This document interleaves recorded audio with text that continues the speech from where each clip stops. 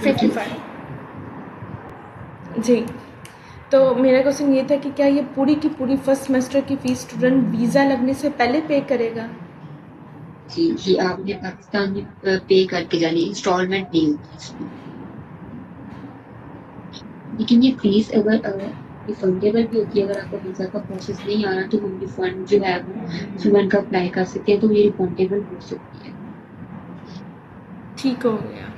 अच्छा, इसमें ये भी नहीं होता कि हाफ स्टूडेंट यहाँ पर पे करे और हाफ वहाँ जाके यूनिवर्सिटी में पे करे नहीं और नहीं, नहीं? ठीक इनिशियल है, डिपॉजिट नहीं होता, आपने पूरी पे करके जानी होती है।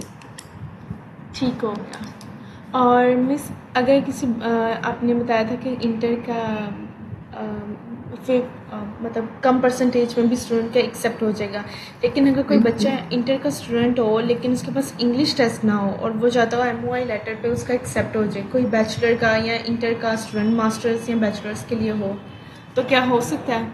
एप्लीकेशन एक्सेप्ट हो सकती है? नहीं, स्वीडन में नहीं हो सकती, स्वीडन में इंग्लिश लैंग्वेज टेस्ट कंपल्सरी है। ठीक हो गया। और जो पोर्टल फीस स्टूडेंट जब पे करेगा अपनी, तो वो कितनी एप्लीकेशंस कर सकता है?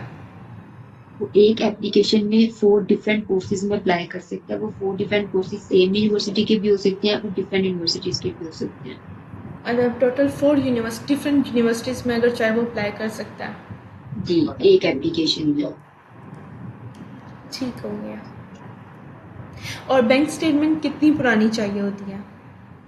वो जरूरी नहीं है कि आपके पास जो है वो 6 मंथ हो, आपने क्लोजिंग बैलेंस बस मेन एप्लीकेट अपना शो करवाना होता है। अगर एक वीक पहले की भी है तो कोई इशू नहीं होता। मतलब ये तो नहीं ना कि 6 मंथ ओल्ड अकाउंट होना चाहिए और 3 मंथ क्लोजिंग के साथ? नहीं, जरूरी नहीं है। तो अगर स्टूडेंट का क्लोजिंग बैलेंस है तो वो भी ठीक है।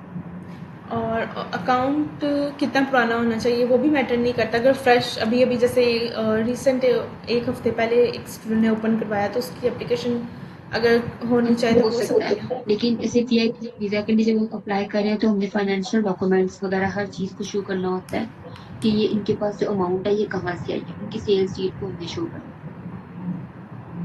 ठीक हो गया।